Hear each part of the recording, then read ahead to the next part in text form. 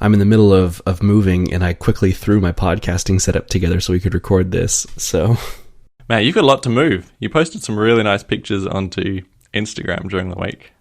Yeah.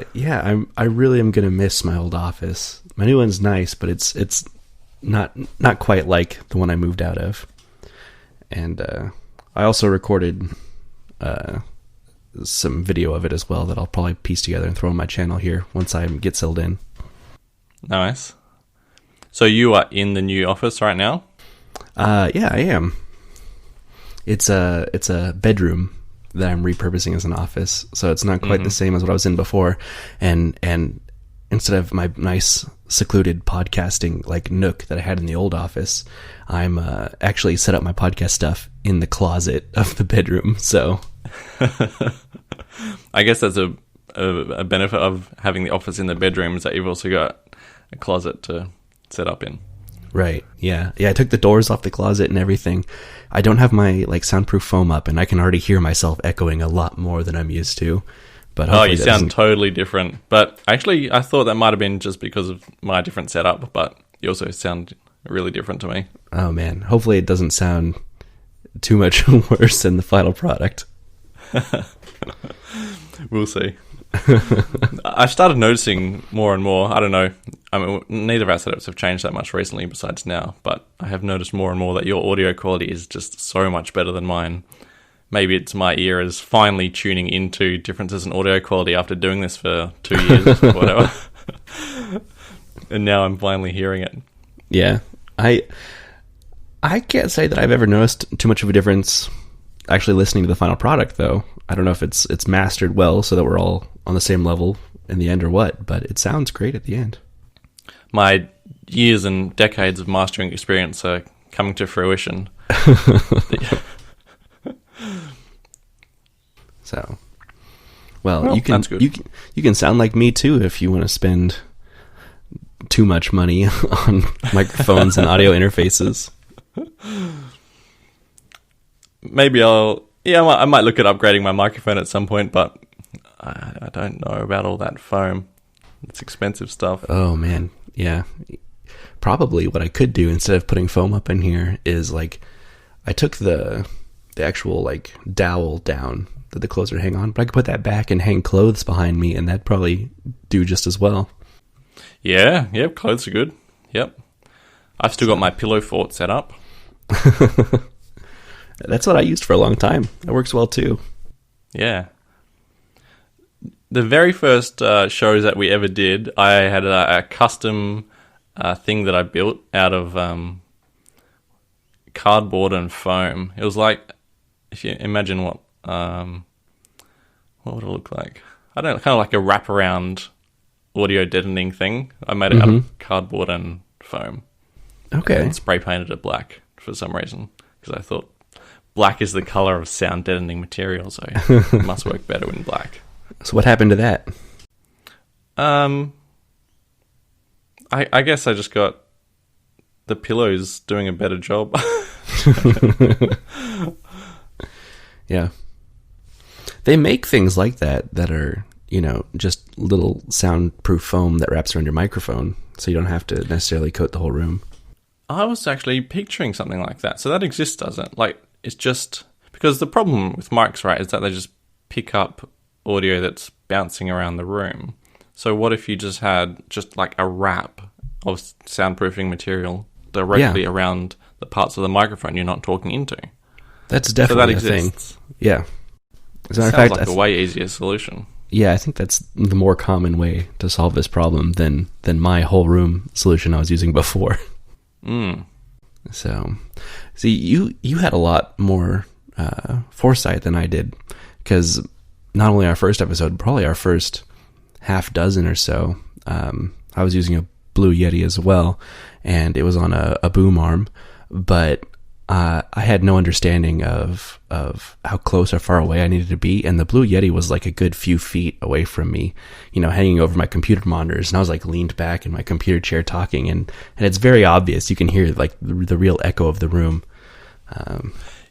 Yeah, rule number 1 of recording audio is get as close to the mic as possible, isn't it? Right. I've learned that now. But even a lot of like YouTubers and podcasters are doing stuff at home instead of in the office recently, and I've noticed a lot of them are making the mistake. I noticed on The Verge recently, they recorded a video and the presenter is like, I don't know, maybe like 2 meters from the microphone. Oh, really? I think they might have even been using like a built-in microphone, I'm not sure. But it's so obvious, the sound difference between speaking at the microphone and then speaking meters away from it. It's Right. night and day. Like, you could have a terrible microphone, and if it's at your mouth, it'll sound miles better than the world's best microphone 3 meters away. Oh, yeah. Yeah, I'm surprised a company like The Verge wouldn't be like putting lapel mics on or something at least. Yeah, exactly. And that's what half the comments said. Like, this problem could be fixed with $50 on Amazon. Huh. So, how did the move go with all those Macs? Did you lose any on the way? You know, nothing was obviously destroyed, so I would count that as a win. Yep. A lot of these Macs, you know, I haven't even plugged in and tried to turn on since, you know, my last move, so Right. there could be something that got shook loose or broken, you know, at some point over the last few years, but they're mostly display pieces now. Last that you knew, were they running though? Like when at the time you bought them? So everything you saw in the pictures of my office on Instagram work. What you didn't see was all the cleaning up I did before I shot those pictures and recorded the video, because my floor was lined with probably a couple dozen old Macs that are in some state of disrepair that I like try to slowly work on. So I took everything that was broken and I shoved it out of the room in a corner so that I could take those nice photos. Nice. Well, I guess you didn't hide that fact because you said final pictures of your office before you start packing it up. That's right. I'd wanted to put the photo as like the podcast art for the like a chapter, but there are no chapters in Anchor, unfortunately. So if anyone wants to view the pictures, can I give you an Instagram handle? Yeah, do you know what it is? Because I don't. Yeah, it's I've got this in memory. It's d526f861. It's very catchy and memorable. Yep, you just have to make a little song out of it. Is that how you remembered it? No, I'm just looking at it right now. I think if you go to @jellywood on Instagram, that's me as well. How does that work? Well, it's 2 separate Instagram accounts. At some point, I switched, and so if you go to @jellywood, it's like my old Instagram. Ah, okay. So, you got drawings and all sorts on there. Okay. Oh man, that's embarrassing. That was Last my post first 2017. That's when I first got an iPad Pro. I'm like, you know what? I'm gonna try to learn how to draw. Well, these aren't bad. I don't think there's anything to be embarrassed about. Well, I appreciate your lying for me. There's a drawing in there that could be young Trump. Oh, really? Yeah. It's got the hair. Oh, I think The one in the red shirt. the one in the red shirt. I need to pull up my Instagram. I tried to pull up Instagram on. Oh, I see what's wrong. I tried to search my Instagram on the browser, and it used some website called Pick-a-Bun, and it just has like a highlight of my Instagram. Not all of them, though. Classic. Let's see. Can you actually see Instagram from the browser? Yeah, 100%. Is it just Instagram.com? Yep, that's the one. Oh yeah. Okay, cool. I can even have my old credentials, so I can sign in as Jellywoot. Oh, it wants to send me a security code. Does the Mac autofill security? It does. Nice. It does. That's convenient. All right, signing in. So d526f861 was the random, random email address that my university gave me when I started going to school in like 2013. Yep. And for some reason I thought, you know what, that sounds more professional than Jellywoot. And so I slowly started using that everywhere, which was a dumb choice because no one can remember it now. Hey, everyone has a dumb username in their history, so no worries there. Oh, the one in like the red sweater? That's the one. Don't you think? I suppose it could be Trump. It's got the wrong color hair. What do you mean? It's kind of orangey brown. I imagine Okay. Trump maybe was like that. I really don't know what his hair looked like originally. So all of these photos are the drawings I did was like there's a subreddit. I think it's Reddit Gets Drawn, where people post selfies and people like post their sketches. That's where I pulled the inspiration for those from. Oh man, you can go all the way back to like when I was in high school in this. Yeah, I have been. Don't worry. You got the classic Instagram shots where there are Instagram's like original filters, and then they'll have like a border on the photos as well. That's right. Yeah. Back when you had to make a phone photo look any good. Yeah, because these would have been taken on. Oh man, like an iPhone 5 at the newest. So, but yeah, if you want to see recent stuff from me, you got to go to the d526f861. D526f861. Couldn't even remember as I was saying it back to you.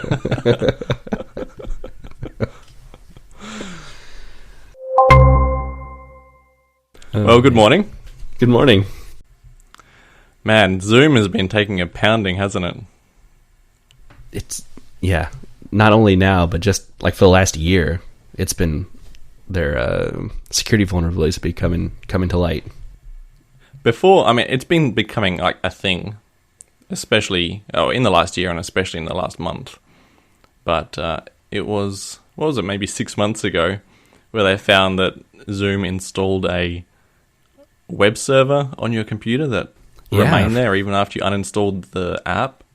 And also it was insecure enough to allow anyone to have a look at your webcam, like auto-launch your webcam and microphone, if you visited a site that wanted to do that. Right. That was just part one of a long story. Chapter one of a long story. Yeah, let's see. There's a paragraph in this 9 to 5 Mac article. Let me see if I can find it. It lists all. Sorry, it goes through the history of Zoom's privacy and security issues, like the webcam hijacking that you just mentioned, calls not actually being end-to-end encrypted, as the company claims, and the iOS app sending user data to Facebook. Right. So, and then after all of that is the latest issue, which seems to allow anyone with local access to the machine to gain root access to the machine, and then from there they can activate your webcam or record your screen without any kind of permission prompt. This is probably the lowest level of threat Right. of all the ones so far, considering it requires access to the computer itself. And Right. there was one in the list that, or maybe it wasn't in the list, I can't see it, but that you missed, is that calls are routed through China at some point as well, which is a bit weird. Yeah, that wasn't listed here, but that's probably part of the and more included at the end of this paragraph. It almost seems, I hate to say deliberate at this point, but Zoom is a very popular company. They've got the finances to do things right, and it seems at this point, Occam's razor, maybe they're ignorant about it. That just doesn't seem to apply anymore. It seems like they're deliberately adding as many security vulnerabilities and just flat out lying about things as possible. Yeah, why would they do that though? I don't know. I wouldn't presume that they have any kind of malicious motives, but just laziness. So, because at this point, I don't even know what to say. They've taken the easy route so far as to put a web server running on your machine just to make installing easier in case you need to launch another meeting. Like, I don't know. Yeah, I think the original intention behind that is to make joining a call or a Zoom session like as frictionless as possible, because right, classically any sort of video conferencing app is just prone to every second person not being able to connect for some reason or another. Can't get the plugin running, can't get the app running, blah, blah, blah. Sure. Used it a year ago, uninstalled it, it's not there anymore. Grandma doesn't know how to log in, all this sort of stuff. So I think the motivation behind the web server was pure, not malicious, although the action was malicious, I guess. But it was just to make joining of any Zoom session, like I said, as frictionless as possible. You click the button, who cares what you've done in the past with Zoom, it's still there and it's ready to go. That is more easily defensible than just flat out lying about calls being end-to-end encrypted when they weren't. Yeah, that's different, that one, for sure. So, and I don't know. I think it has to be more laziness than anything at this point. Or incompetence. I suppose that's fair. I'm looking up the size of Zoom right now. I don't know. I mean, they're an extremely popular program, but I don't actually know the size of the company. Founded in 2011, their latest annual revenue was $622 million. So not massive, but pretty big. Yeah, fair size. This isn't some, startup out of someone's house. And I would guess that if coronavirus hadn't happened and there wasn't this huge explosion in growth, that maybe these problems would have been discovered on like a 6-month turnover type thing. One pops up, 6 months later another one pops up. But instead, because every person and their dog is using Zoom, the focus is like, it's a laser focus on the product. Right. Oh, hey, they have an office 30 minutes away from me. Maybe instead of working remote, I should just work for them and fix all of their obvious issues. You could actually work in their office. Isn't that irony for you? Zoom doesn't actually allow people to work on site. They only support remote employees. Really? Oh, that was a joke because of Zoom meetings. But I thought you were reading something off their website. No, I'm sure they have plenty of people on site. But even so, 100% of their meetings on site are carried out over Zoom. Like even office to office, you have to Zoom. It's like it's dog fooding. I did work for a company in the past that it was a consulting firm, and we had probably about half the company was overseas. A lot of our employees are based in India, and so you were never on a team of everyone in the office. Maybe someone in the office you worked with, but then the other people on your team, were somewhere else. So to get around any kind of gaps in communication, we were required to do all of our communication through Skype. So even if I wanted to ask the guy sitting right next to me a question, I had to do it through Skype so that everyone else on the team could see what was going on. Ah, that sounds awful. It was pretty miserable. Especially through Skype. Right, yeah. I don't know if... I guess Zoom, the company, started in 2011, but I hadn't even heard of Zoom at that point.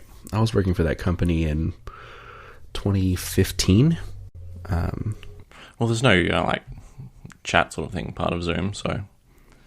That's true. Skype. Yeah. Yeah. Surely Slack was around then. Yeah, Slack was definitely a thing. I think it was maybe just starting to get some popularity. That's when I first heard about it, was around that time as well. But yeah, we were using Skype for everything. Well, it was a good warm-up for now, I guess.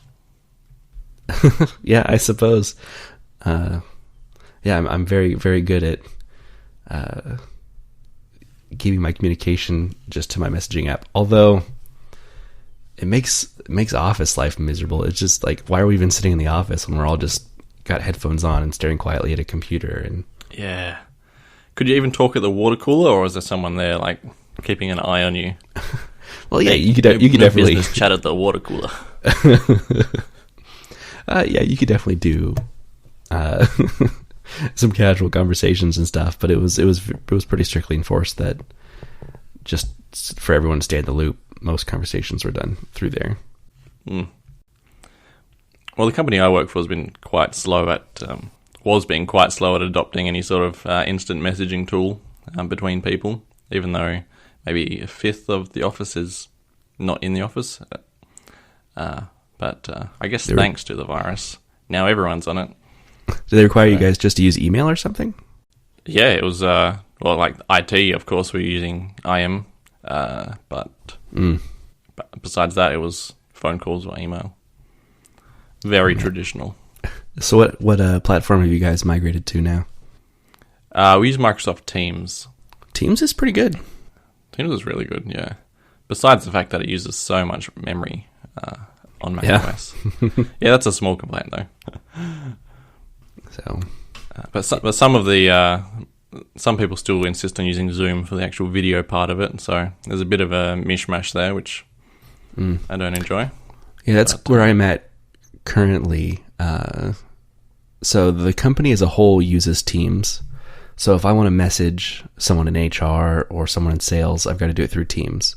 The development department uses Slack. So if I want to message another engineer, I have to do it through Slack. And then for video chat, we use Zoom for everything. So I've got to keep quite a few different platforms open and keep track of on who's where. Each one using like a gigabyte of memory each. Right. That's where the iPad has some strength, though, because you don't need to worry so much about how much memory this terrible app is using. Right. Yeah. Unfortunately, I'm stuck on using a Windows laptop, but it's got 32 gigs of RAM, so I can be able to manage that pretty well, at least. You can have Teams and Slack running at the same time then. But and maybe a couple Chrome tabs at the same time. Oh, yeah, don't get too greedy, though.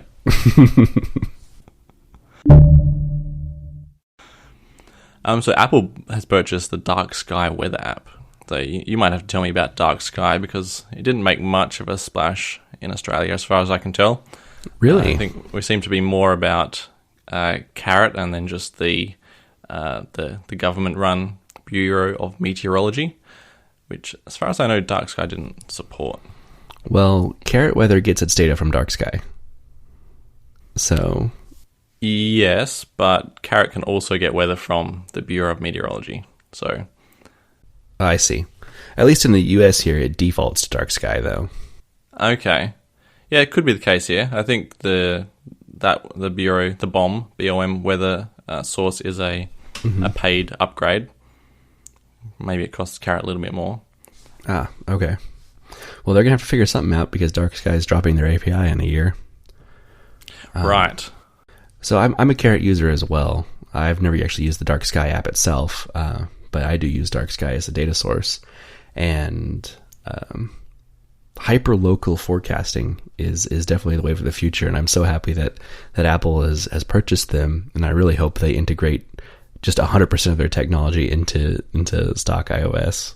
Do you think that's the purpose of the purchase? Is just to get the more accurate weather into the weather app? Well, there's a lot of functionality besides just more accurate weather, even though it's a big one. This could mean that we start seeing weather push notifications. So things like a thunderstorm's coming or tornado warning, getting push notifications for those kind of severe weather updates. That's been a big thing for me. That's the reason that I have Carrot and I pay for the premium version, is because we have so many tornadoes in this area. It's really good to keep track on all of that. And then, of course, they could leverage this technology in Siri shortcuts. So you could have Siri perform different actions based on if it's about to rain or something like that. That does sound good. So currently the Apple weather comes from weather.com. Right. So they must be paying weather.com. I don't know. I don't know anything about the weather industry, all right? It's probably pretty clear at this point. So they're probably paying weather.com for the data, but maybe either they can't get the right data or it's too expensive to really start building on weather as like a service for Siri shortcuts, or I don't know exactly what you were talking about just then, like push notifications or anything like that. Yeah. Well, yeah. Weather.com, the weather channel. Funny you'd mentioned that now. Is actually a website that I made when I was working for that company that works overseas and stuff. You made that website? Well, my company did. This isn't one of the projects I specifically worked on, but yeah.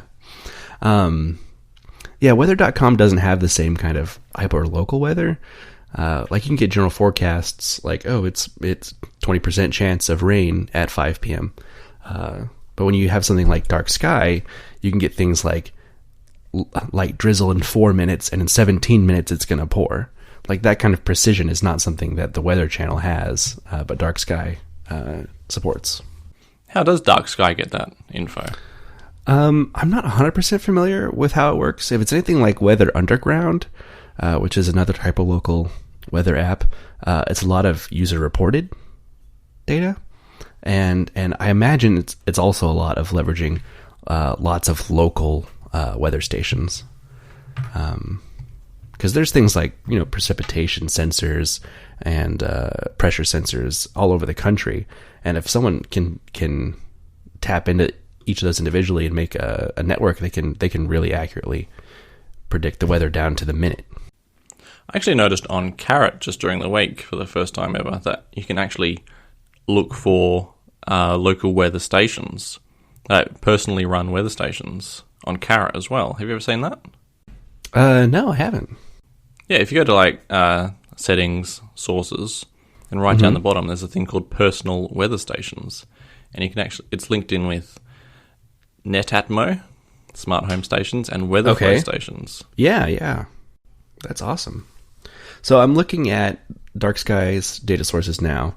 It looks like a lot of what they're doing is based on radar. So they're leveraging radar to really accurately predict the weather. Well, then couldn't anyone really do that? You'd think so, but there really isn't a lot of competition in the hyperlocal weather forecasting space, which is surprising to me. Maybe it's just because DarkSky did it first, and now everyone else doesn't think they can get the same market. I'm sure there's a lot of I don't want to say artificial intelligence or machine learning, but some kind of algorithm I use as a general term to parse that radar information and really get an accurate prediction out of that. It's an interesting market. No, what's the word? Interesting genre of app. Yeah, a service. I don't know. Service. Yeah, that's probably a better word for it. So, but it's been incredibly accurate. However they do it, to get a notification on my phone that says it's going to rain in 12 minutes, and like on the nose it starts to rain. Like that's incredible, and leaps and bounds really over what Apple offers. So, as part of this purchase, the Android DarkSky app will no longer be available to download, and the service, as it is, will continue only until July 1. After that, it'll be gone. And part 3 is that the API for everyone will close at end of 2021. Actually, I think you already mentioned that part of it. Right. Yeah, that's a big blow to a lot of people because their data is so valuable. Yeah. And to Android users, that they can't use it in 2 months' time. Right. Yeah, that's a little disappointing. Apple's kind of branched out to Android and some other platforms here recently with Apple Music and the iTunes Store. So it's a little disappointing to see they're not going to continue supporting it, but maybe they're going to be rebranding it and re-releasing it as a separate app. But even more probably, they're just going to integrate it natively, and DarkSky will go away. After all that work they've done on the default weather app as well, it's a shame to see that go to waste. That's one of the most untouched apps since 2007. It did get that update where like the graphics went full screen and it kind of animated behind the text. Right. iOS 7. Yeah, I think that was about it.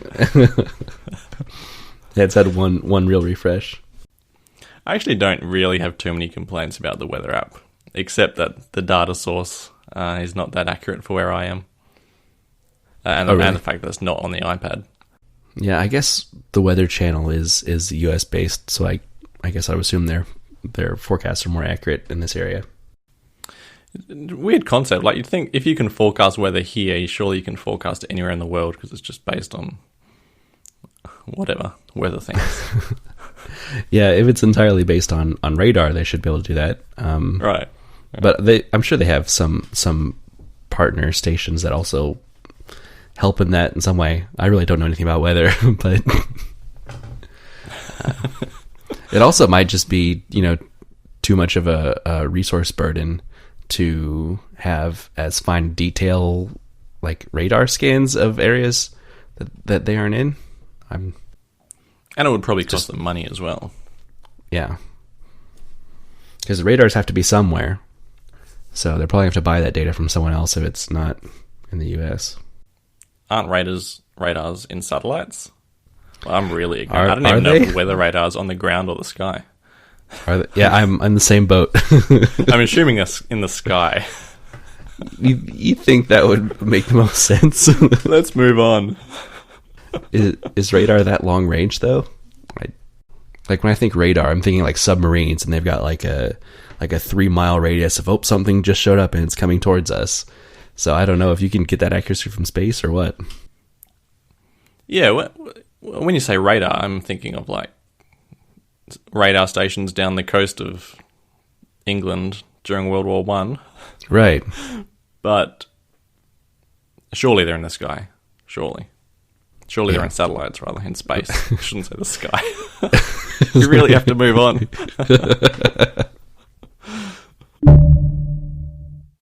Well, do you know what a better weather app or better weather source could bring to iOS 14? It could bring accurate weather widgets to the home screen even. This would be something that I would love to have, specifically for that reason of having accurate weather just on the icon. And there was, this was maybe a week or so ago. I don't remember how it came up, but someone found evidence, like back in iOS 7 when they animated the clock icon, that they were also trying to implement live updating weather icon as well. I thought it was live updating on the weather icon. No, the weather icon's a static image. Yeah. Maybe you're just so used to always seeing partly cloudy weather in Australia that you haven't noticed. You've clearly never been to Perth because there's rarely a cloud in the sky. So yeah, no, I must be imagining it. So, what about pre-iOS 7? Was there ever a weather icon that updated with the temperature? No, it's never had a live icon. Right, and the clock does. Yeah, in iOS 7 they added a accurate clock. So, yeah, in the pre-iOS 7 versions it made even less sense, the icon itself, because the weather icon always said 73 degrees on it. Did it? Yeah. I could look this up. I mean, maybe they like regionalized it and put something in Celsius for you guys, but yeah. Looks like we had 23 degrees Celsius at all times. Okay. Not a bad temperature to be stuck at. So it didn't look like it was boiling outside, at least. I can't even picture what the current one looks like. Okay, yeah. Oh, that's a terrible icon. Well, what if the icon was instead a big, gaudy 4-icon width, 2-icon height display of the weather? Oh, man. A la Android.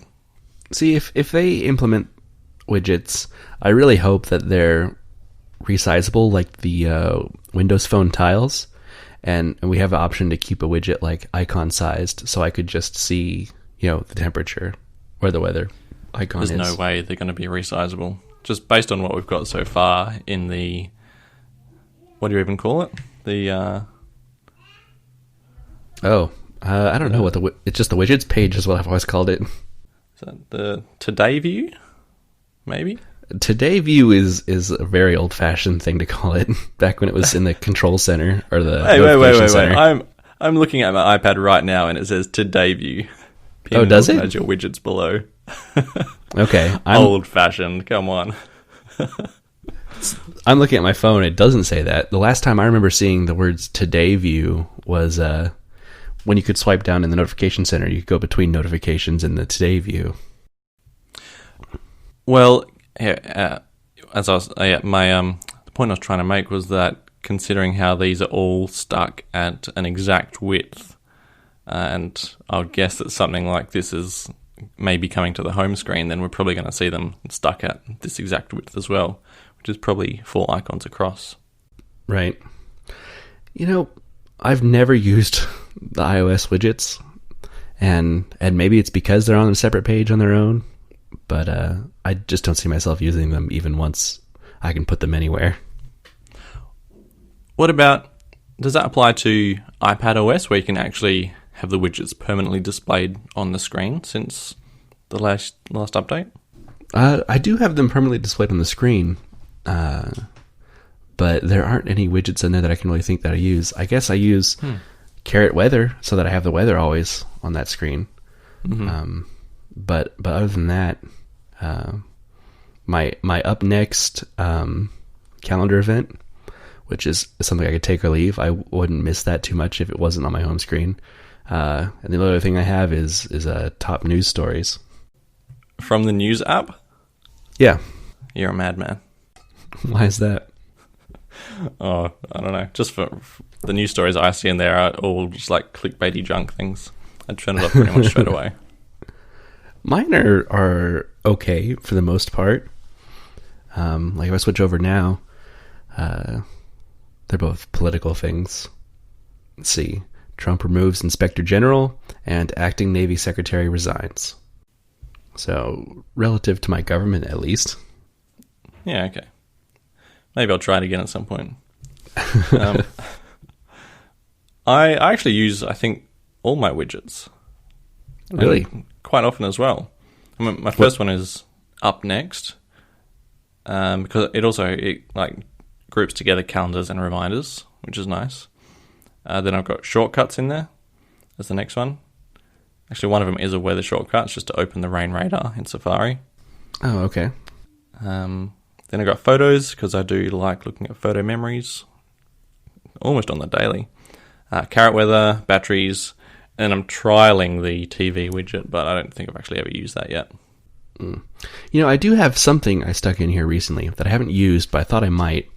It's an app called Yoink, and it's like a clipboard manager. So I can copy multiple things to this Yoink clipboard, and so I can, instead of only having room for one thing in my clipboard, I can save multiple. But I have not gotten the habit of using it yet. I can imagine that's really useful. I've heard people talk about that on Mac OS. Just being able to go copy, and then paste instead of copy, Command Tab, paste, Command Tab, blah, blah, blah. Right. Yeah, that's something that I use every single day in Windows. So I'd love to see that brought over. And how does it work on iOS? So it's a little tricky because you have to copy something and then you have to pull up the share sheet and share it to Yoink. But then right. It's a little clunky. That's why I haven't gotten in the habit of using it. But then you have to, so you have your Yoink clipboard that would be in your widgets, and then you could pick what you want to copy, and then you take it to where you want to paste it. So it's definitely not as convenient as copy, paste. Yeah, it kind of feels like doing it with one hand tied behind your back. Right. So, but that's how desperate I was, because I've gotten so in the habit of using it in Windows that I'm trying to find some kind of similar solution for iOS. Yeah. So you're saying that if the option, back on the actual topic, if the option was to put a widget on your home screen, you wouldn't put anything there. You would keep it pure icon grid. Probably not, unless the default home screen layout had a widget, because I'm kind of a slave to whatever Apple's default layout is. You're a purist. Yeah. But hopefully the introduction to widgets on the home screen would encourage developers to make better widgets, and then I could see myself using something, once something that appeals to me comes out. But from Apple's stock offerings, there's nothing that I'm really interested in. Yep, I think that's a big possibility that there will be a bigger focus on widgets if they are home screen addable. Because right. I think besides enthusiasts, no one really knows what they are or uses them. Yeah, Yeah, I think definitely. like if my mum got to the widget screen, Today View, whatever it's called, she'd probably just wonder what had happened. How did she go so wrong? Right, yeah. So I'm optimistic, but yeah, at the moment nothing appeals to me. The second part of this post is the different wallpaper options that have been discovered in iOS 14. The actual info on the widgets is pretty thin, but the info on the wallpaper options is pretty thick. Right. As in, there are definite screenshots of it. So you've got options of setting groups of images as wallpapers. So I suppose that they would rotate through a few images. Right. And then you've got the option of setting like dark mode and light mode backgrounds as well, which is pretty cool. Mm-hmm. And there was one other option, which was something like setting like a blurred background option. Right. Yeah, there's some kind of feature called Smart Gradient, and it looked like this Engadget article is trying to imply that potentially this Smart Gradient could be used like behind your widgets. So if you have a really busy wallpaper and it makes your widgets hard to read, there could be a Smart Gradient behind them. Yeah, that's it. Yep. Yeah. So lots of customization coming to wallpapers this year, which is I mean, I'm kind of indifferent. I've been using the same wallpapers forever, but could be nice. If you were a real purist, you would just have a black wallpaper behind your icons, right? I've definitely done that in the past, and my current wallpaper it's I forget what they call them now, like the live wallpapers, the ones that have slight animation to them. Mm-hmm. So bubbles? The bubbles. It's black. It's the black one with the multicolored bubbles floating around. Ah, okay. And my lock screen wallpaper is actually the Pro Display XDR wallpaper. Okay. So I just go for whatever the default wallpaper is on this release of iOS. I find it's a nice, like if you keep that same wallpaper for the entire duration of that version of iOS, then it becomes part of nostalgia when you see it sometime in the future. I'm not a big fan of iOS 13's default wallpapers. I'm talking about the one like you'd get if you just installed from new, which is it's kind of like an orangey, purpley, white mess on the screen. White mess. So you're using light mode? I've got it set to automatic, so after sundown it'll go into dark mode. I see. And does the wallpaper change automatically? Sorry, what? Does the wallpaper change automatically? It does, yes. Yep. Nice. Okay. Yeah. So mine's always in dark mode. But yeah, I don't know. It just I've definitely liked some of the other stuff in the past, but the floating blobs thing didn't appeal to me. The floating circles do though.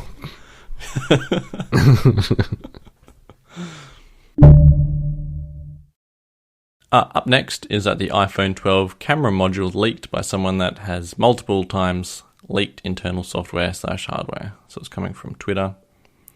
And the camera module looks like it has an ultra-wide lens, a normal lens, a tele lens, and a LiDAR sensor. So I think, as someone in the comments said, Joe Schmo28, seriously, I could have made this and taken the credit because it was a fairly obvious conclusion to come to. I think the only potentially interesting thing to come out of this tweet specifically is that the person tweeting this is implying that only the Pro Max will get LiDAR. Well, now that I'm reading it again, are you guys excited about iPhone 12 Pro and 12 Pro Max with LiDAR? So it could be saying that both have it. I would read that as both Pros have LiDAR. And considering that they've stuck it in the iPad with currently no apparent reason, you'd have to say that they've got big plans, and it would be crazy not to have the regular size Pro with LiDAR as well. Right. Yeah. And that recently, the Pro and the Pro Max models have been like spec par spec. Yeah. It seems to be almost like part of the Max brand, right? Like Plus was bigger with some features, and Max is just bigger. And I hope that's the case, because I really, really like the standard size. I don't want to go any bigger. Right, yeah. Maybe that's going to be the whole product name, 12 Pro Max with LiDAR. Because they do make it a little bit bigger every year. Right. Or maybe hyphenate it a bit more. 12 Pro Max Li. Pro Max Li? Pro Max Li. I'm more excited for what I assume is going to be a redesign this year. Especially if they're going with 12 and not 11S. I hope to see, the boxier design we've talked about, and I'm really optimistic about either shrinking the notch or finding a way to, almost completely do away with it. Yeah, I'm hoping definitely to see some sort of improvement in the notch, especially seeing the competitors who are, have tiny camera cutouts and that's it. Right. But there's the problem of Face ID and all sorts of things there. Yeah, no one else is working with the complex sensor array that Apple is at the moment. Yeah. In terms of a redesign, I'm not really sure if that little graphic in the tweet is anything to go by, but it does look fairly squared off. Right. As far as you can tell from line art drawing in 2D. Right. Yeah, this could be very easily just a simplified drawing for a patent or whatever. But I'm going to cross my fingers and say it's going to have the iPad Pro design. That would be my ideal phone. The 4 and 5 were excellent designs. I'd love to see that come back. Don't forget the SE in that little group. The SE is just some new specs in the iPhone 5 body. That doesn't count as a new thing. Nah, come on. Are there any other leaks on the iPhone 12? There hasn't been a lot of hardware-specific leaks, but yeah, iOS 14's been leaked like crazy. Yeah, yep. Well, 95 Mac, they got the entire iOS build of iOS 14 as it was in December.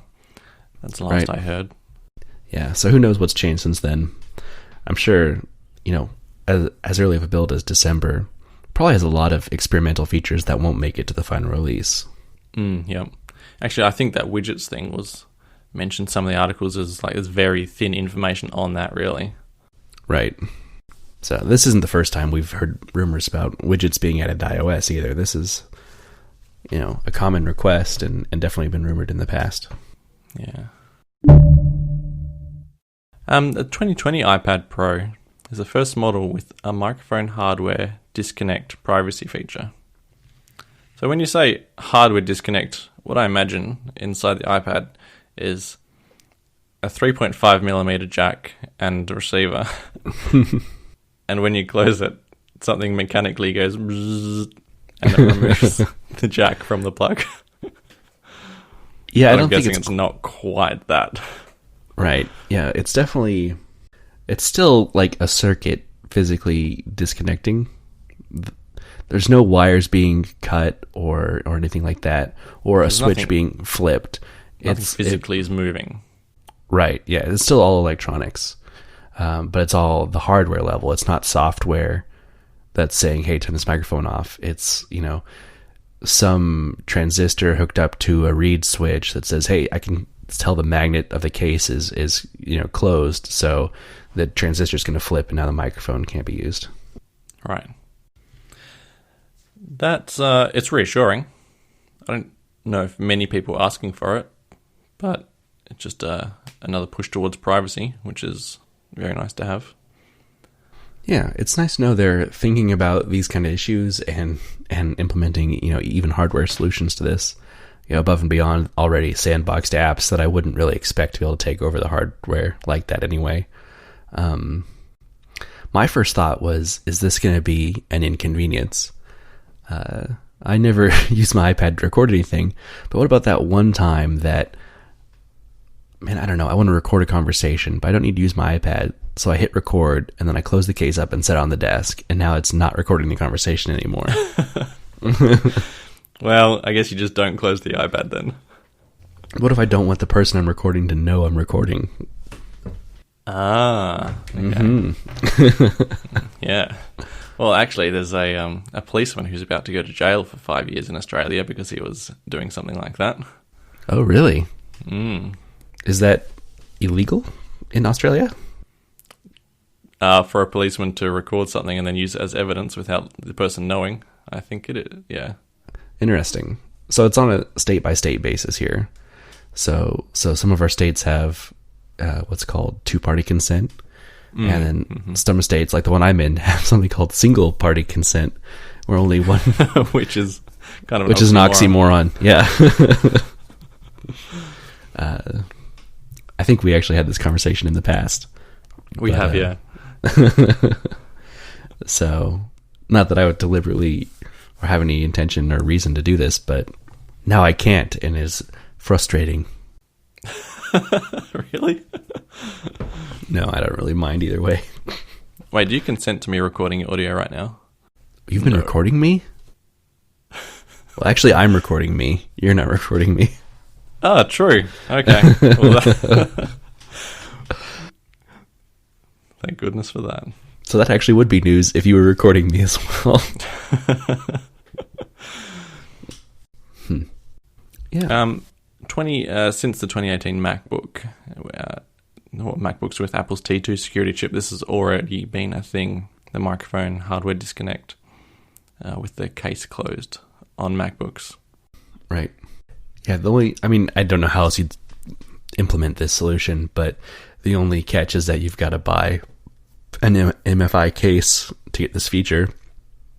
But I don't know how else you'd have the iPod or iPad disconnect the microphone like that.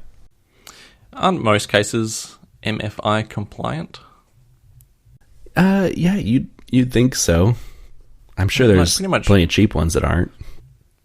Yeah, anything sold by like a legitimate or like a big name retailer, I tend to see that they're kind of Apple branded and made for iPhone, whatever the branding is for MFI. I think if it's got magnets in it and they're arranged in the correct way that turns the iPad screen off when you close the case, then it'll work with this as well. Yep. So there's probably not that many cheap cases on the market for iPad Pros anyway. So probably not for the Pros. Yeah. Yeah. Probably anything you get's gonna be fine. Like $1,000 on an iPad, you're probably not going to eBay for like the $5 case. Right. You're going to Apple for the $350 case. Oh. So they're not available yet, are they, the Magic Keyboards for iPad? Not for a month, yeah. Do we have a date yet on it? Not that I've heard. I can go to their website and see. The last I saw it just said coming in May. Yeah, I'm on my way there, but last day, view pricing still. That's all there is. Ah, okay. Currently unavailable. Yeah, it says Magic Keyboard coming in May. Ah, mine says Magic Keyboard coming later. Oh, maybe you guys are going to get it after us. I know you're itching to buy one, so that's a real disappointment to you.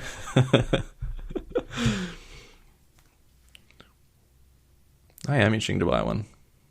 I know I said I wasn't going to because of the cost of it.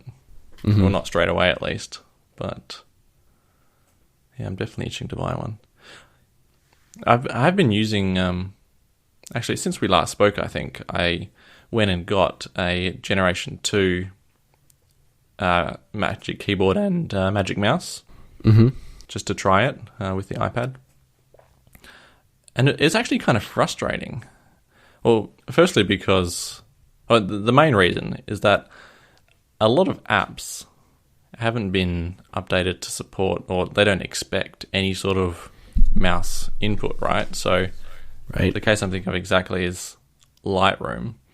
You can navigate around Lightroom just fine, and it doesn't do anything clever with the cursor changing it into whatever to look like it's doing whatever function you're doing.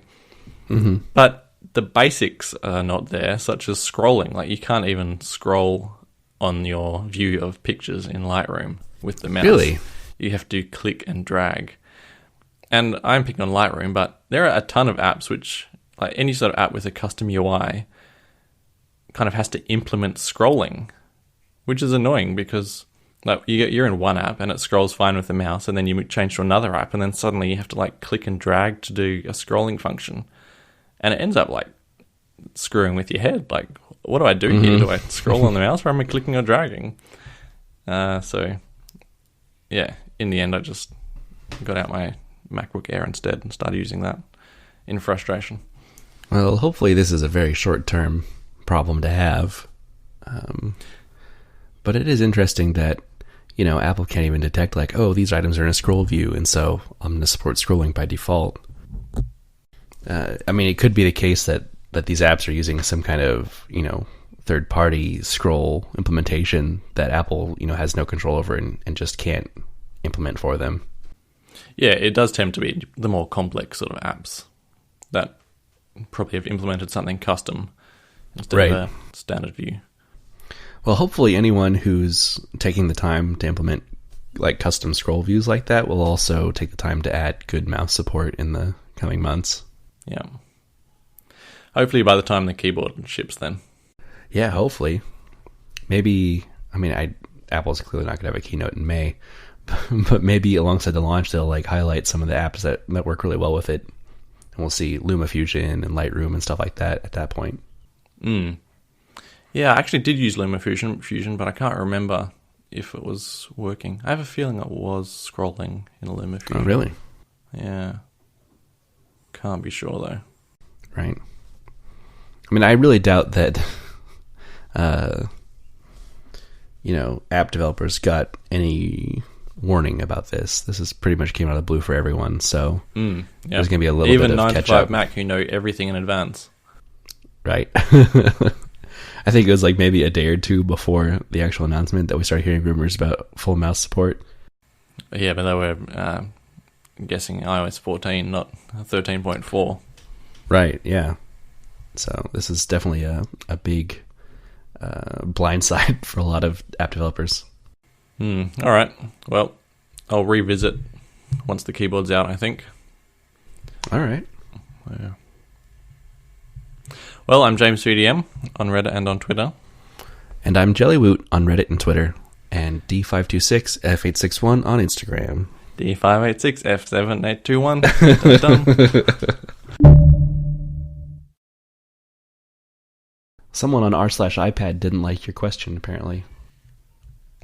About what? Screen brightness on Wake. Oh, yeah, that person... Yeah, so ever since iOS 13.3.1...